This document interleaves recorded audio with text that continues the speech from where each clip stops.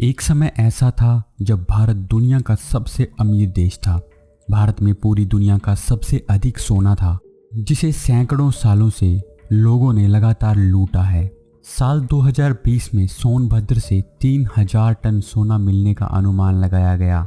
कहा गया कि उस सोने की कीमत 12 लाख करोड़ तक हो सकती है, जो भारत के कुल गोल्ड रिजर्व से 5 गुना ज़्यादा थी, और जिसके बाद भारत अमेरिका के बाद दूसरा देश बन जाएगा जिसके पास इतना सोना होगा। कुछ पॉलिटिशियंस ने तो इसे योगी आदित्यनाथ की किस्मत और राम मंदिर तक से जोड़ दिया था। फिर जियोलॉजिकल सर्वे ऑफ इंडिया ने इस बात का खंडन किया और बताया कि 160 किलो सोना मिला, ना कि 3000 टन सोना। इसमें कोई शक नहीं कि भारत सोने की चिड़िया था, और भारत में जितना धन और खजाना था वो दुनिया के किसी भी देश में नहीं था। हाल ही में यूके नेशनल ट्रस्ट ने एक रिपोर्ट पेश की जिसमें बताया गया कि ब्रिटेन में 90 ऐसी प्रॉपर्टीज़ हैं जिनका सीधा संबंध स्लेवरी और कॉलोनिज्म से है। यानी इन बिल्डिंग्स को बनाने में लगने वाला धन भारत और दूसरे देशों से लूटा गया है।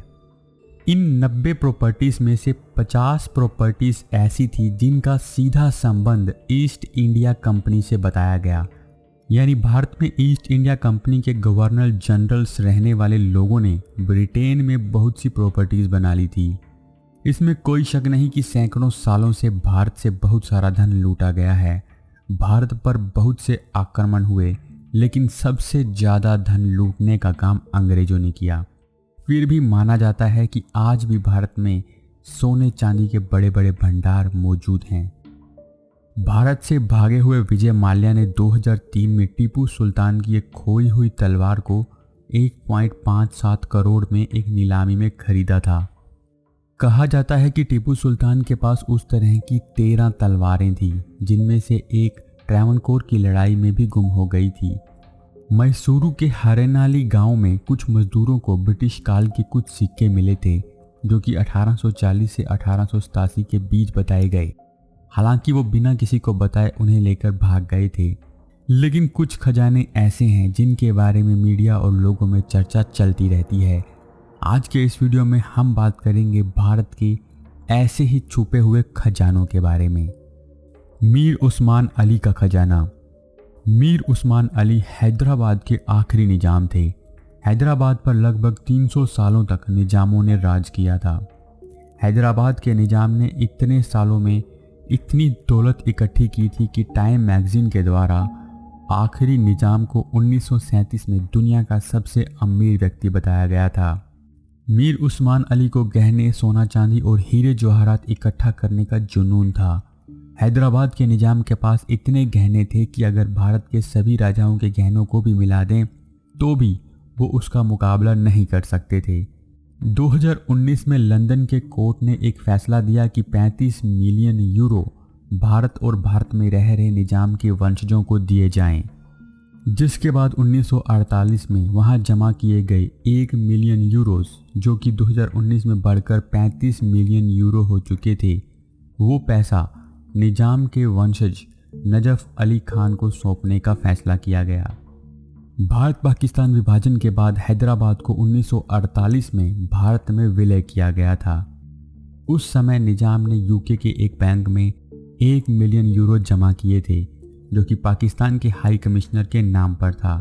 लेकिन बैंक ने वो पैसा पाकिस्तान को नहीं दिया और कहा कि कोर्ट के डिसीजन के बाद ही वो पैसा दिया जाएगा।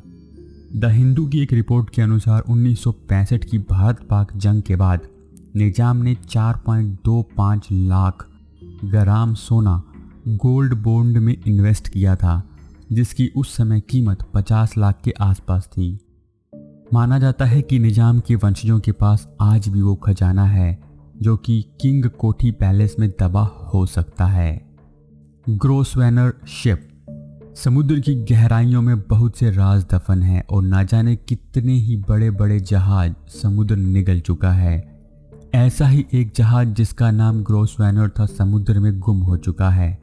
ग्रोसवेनर नाम का ये जहाज ब्रिटिश ईस्ट इंडिया कंपनी के सबसे अमीर और बड़े जहाज़ों में से एक था, जो कि विशाल समुद्र में कहीं खो गया था। ये समुद्री जहाज मार्च 1782 में मद्रास से इंग्लैंड के लिए चला था। इस जहाज में भारत से अंग्रेज बहुत सारा धन लेकर इंग्लैंड जा रहे थे, लेकिन 4 अगस्त 1782 को जब ये जहाज साउथ अफ्रीका के केप टाउन से कुछ दूरी पर था तो एक चट्टान से टकरा गया, जिसके बाद ये जहाज समुद्र की गहराइयों में खो गया। इस जहाज में लाखों की संख्या में सोने के सिक्के, हीरे और जवाहरात थे।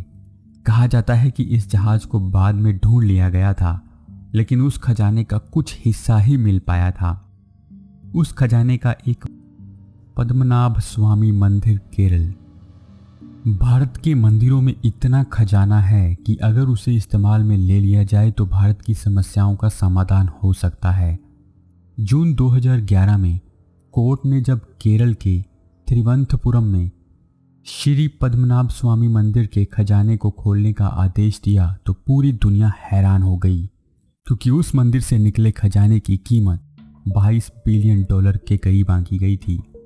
केरल के उस मंदिर से मिले खजाने में सोना, हीरे, जवाहरात और महंगे आभूषण मिले थे। इस मंदिर में मिला खजाना इतना ज़्यादा है कि ये पूरी दुनिया का सबसे अमीर मंदिर बन चुका है। इतिहासकार बताते हैं कि मंदिर 8वीं शताब्दी से संबंध रखता है, लेकिन इसकी मौजूदा बिल्डिंग को 18वीं शताब्दी में ट्रेवनकोर के महाराज मर्तंडा वर्मा ने बनवाया था। 2020 में सुप्रीम कोर्ट के आदेश के बाद इस मंदिर के मामलों की देखरेख का अधिकार ट्रेवनकोर के शाही परिवार को वापस दे दिया गया। इस मंदिर में खजाने के 6 कमरे हैं, जिनमें से 2 को पिछले 130 सालों से नहीं खोला गया है। मंदिर से निकले खजाने की कीमत 1 लाख करोड़ के करीब बताई गई है।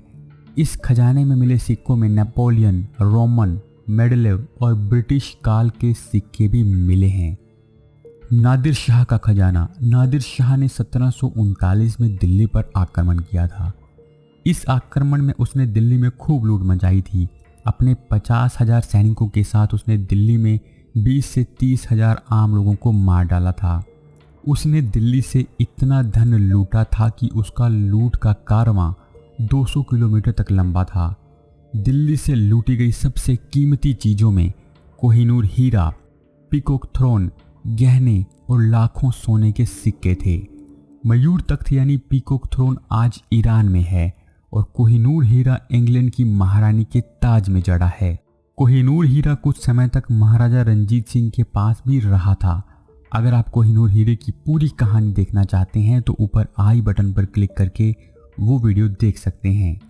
कहा जाता है कि वापस लौटते हुए नादिर शाह की हत्या हो गई थी, लेकिन उसने खजाने को हिंदुकुश पहाड़ों की गुफाओं में कहीं छुपा दिया था, जिसे आज तक भी ढूंढा नहीं जा सका है। जयगढ़ किले का खजाना।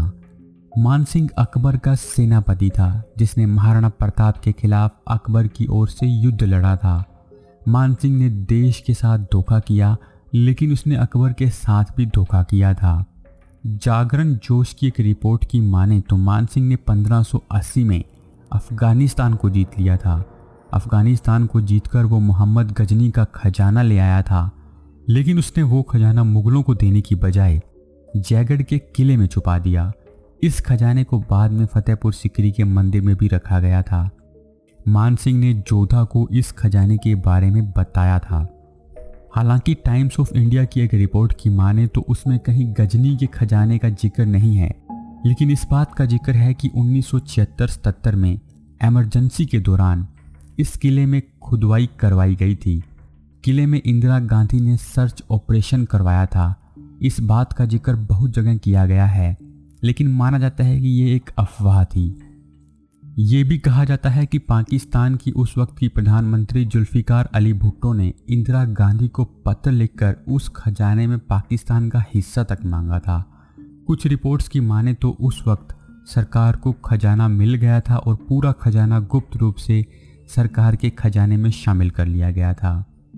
अब वहाँ सच में खजाना था या नहीं, या वो खजाना भारत सरकार को मिला या नहीं, इस बारे में कोई पुख्ता जानकारी नहीं है। आपकी इस बारे में क्या राय है, आप हमें कमेंट करके ज़रूर बताइएगा। साथ ही ऐसे ही वीडियोस के लिए आप हमारे चैनल को सब्सक्राइब कर लीजिए। धन्यवाद।